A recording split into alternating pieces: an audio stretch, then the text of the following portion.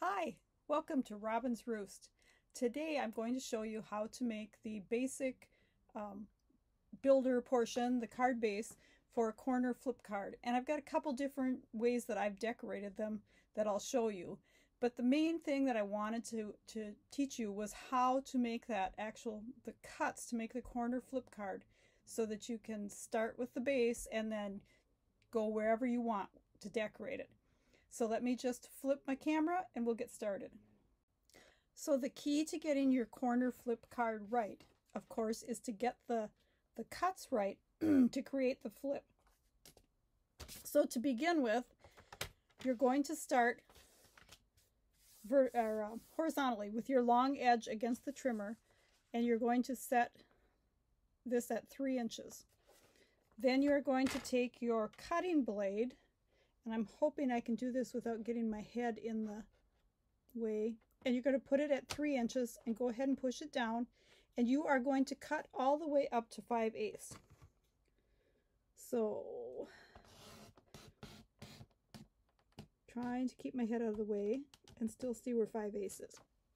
So now we have it cut from 3 inches to 5/8 on our trimmer. We're going to pick that up and flip this clockwise, okay?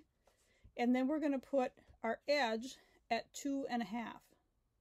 And we're going to do the same thing again. We're going to start at 3 inches, and it should match your other cut if we're all straight here.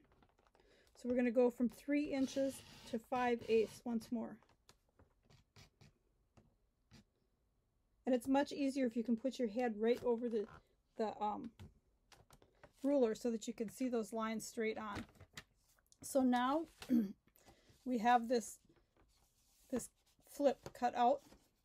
To make it easier to do the to bend it so it gets bent in the right spot, we are going to measure.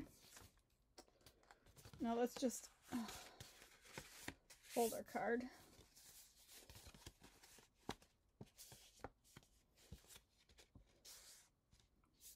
I do have a bone folder here somewhere. Let's see. Let's get it nice and crisp. Okay, so now we have this all ready. All we need to do is fold this back. So we are going to take a pencil, not a pen,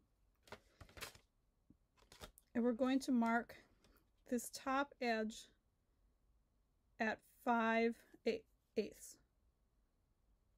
Okay, and then this bottom edge from this corner up, we're going to mark 1 7/8. Okay, I knew it was 7/8. So we're going to mark this at 1 7/8. Now this is just, you don't have to do this part. It just makes it a little bit easier to score.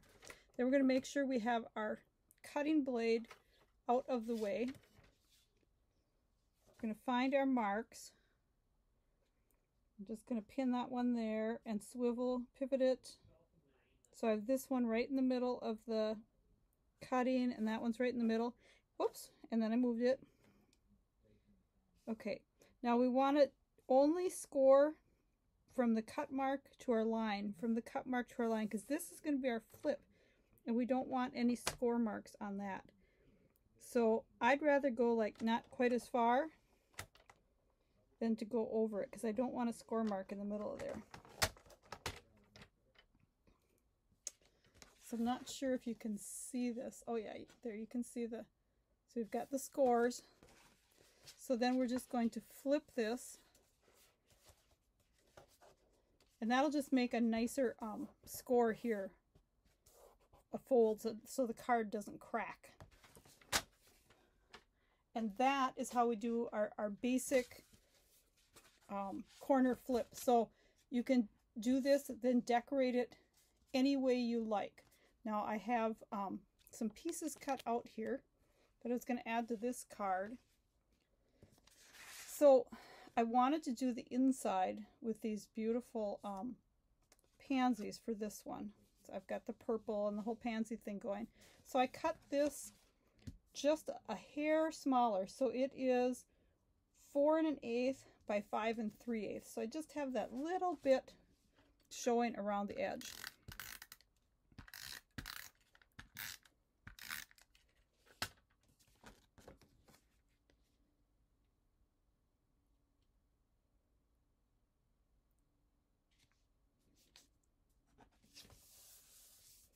And then I stamped an inside greeting. It's happy birthday, so that we can write on this, you know, love Robyn.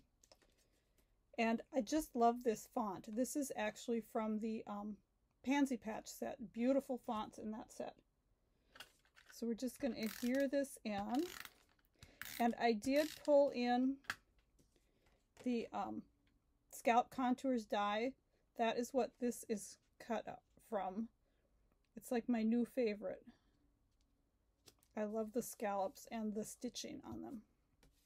So then we're going to want to adhere this down, but let's get our paper on first. So, excuse me, no matter which designer paper, or if you want to use cardstock, you're going to want this to be a 2 7/8 inch square. If you wanted to have more of the outside card base showing, then just cut it down another 1/8 inch, you know, so you'd only do 2 3/4. But that's just kind of personal preference. It's the whole getting the base done, and then you can go ahead and decorate this however you want. So we're just going to line these up. Now that I have that on, I'm going to grab a dimensional and just put right in this corner. And that'll hold that down. And now I have, this is also from that same Pansy stamp set with that beautiful font.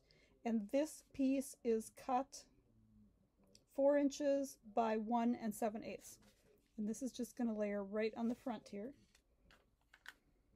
And of course, if you had another die cut that you wanted to use, you know, that would fit in here, that would be great too. Lots of options with this, decorating this type of card.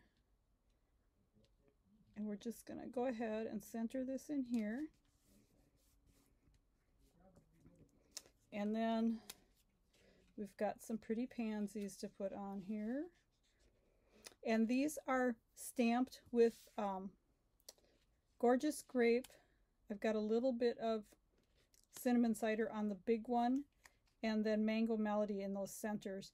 And the way I got different colors with just the one Gorgeous Grape was to stamp off before I stamped the background part, so that I had a few more variations in the color. You could just stamp them full, because when you're stamping over top of the other ink, you're going to get that, you know, like 2 layers of ink in some spots and not in others. Now we could pop these up if we wanted. Maybe we'll pop the last one up. Usually you pop up the big one, but I think I'm going to try popping up the little guy. And if we put him up on the bottom.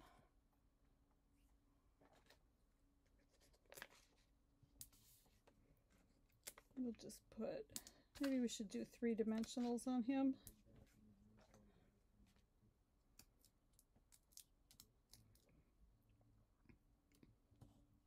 And the pansy dies, we'll cut these guys out.